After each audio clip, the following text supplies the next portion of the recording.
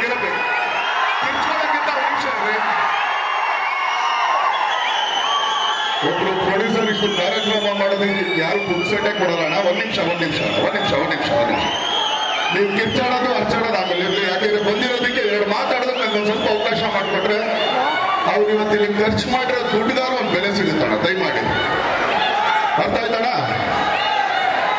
ಮೊದಲನೇದಾಗಿ matinee cinema ಇದೇ April 5ನೇ ತಾರೀಕು ಎಲ್ಲಾ ಚಿತ್ರಮಂದಿರದಲ್ಲೂ ಬರ್ತಾ ಇದೆ.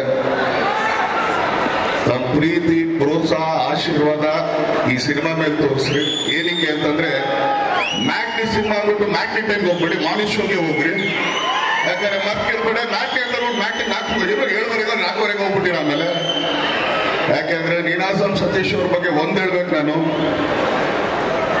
ನೀಲಕಂಠೇಶ್ವರ ನಾಟ್ಯ ಸಂಘ, ನೀನಾಸಂದು ಫುಲ್ ಫಾರ್ಮ್ ಬಂದು ಅದೇ, ಅದ್ರದ್ದು ಆಕ್ಚುಲಿ ಶಾರ್ಟ್ ಫಾರ್ಮ್ ಬಂದು ನೀನಾಸಂ ಅಷ್ಟೇ ಇದೆ. ಏನಕ್ಕೆ ಅಂತಂದ್ರೆ ಅಲ್ಲಿ ಕಲ್ತಿದ್ದು, ಯಾಕಂದ್ರೆ ನಾವು ಅಲ್ಲಿದೆ ಸ್ಟೂಡೆಂಟು. ಸೊ ನೀವು ನಮ್ಮ ಸೀನಿಯರ್ ಸರ್, ನಮಸ್ಕಾರ.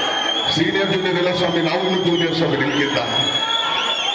ಸೊ ಅಲ್ಲಿಂದ ಬಂದವರು ಚಿತ್ರರಂಗದಲ್ಲಿ ಎಲ್ಲಾ ತರದ ಪಾತ್ರಗಳು ಮಾಡಿಕೊಂಡು ಅದ್ರ ಮುಖಾಂತರ ನಾಯಕ ನಟರಾಗಿ ಇವತ್ತು ಈ ಸ್ಥಾನಕ್ಕೆ ಬಂದಿದ್ದಾರೆ ಅಂತಂದ್ರೆ ಆ ಜರ್ನಿ ತುಂಬಾ ದೊಡ್ಡ ಜರ್ನಿ ಅದು.